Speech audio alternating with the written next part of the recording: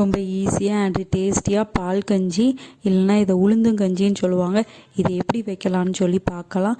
இதுக்கு 1 கப்பு உளுந்து, ஒரு ஸ்பூன் வெந்தயம், பச்சை அரிசி கொஞ்சோண்டு, ஒரு 12 இல்லைன்னா 15 கார்லிக் எல்லாத்தையும் கழுவிட்டு குக்கரில் ஒரு 5 விசில் வச்சு எடுத்துக்கலாம். இந்த உளுந்தங்கஞ்சி உடம்புக்கு அவ்வளோ நல்லது. நீங்களும் வீட்டில் ட்ரை பண்ணி பாருங்கள்.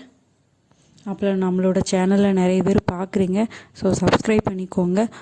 புது புது ரெசிபி ஆட் ஆகிட்டே இருக்கும். அப்புறம் 1 கப்பு வெல்லத்தை தண்ணியில் கலக்கிட்டு அதை லைட்டாக ஃபில்ட்ரு பண்ணிவிட்டு நம்ம அந்த மசியலோடு நல்லா சேர்த்துக்கலாம்.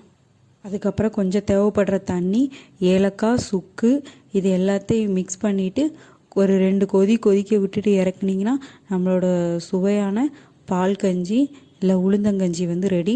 இது உடம்புக்கு ரொம்ப நல்லது. ட்ரை பண்ணி பாருங்கள்.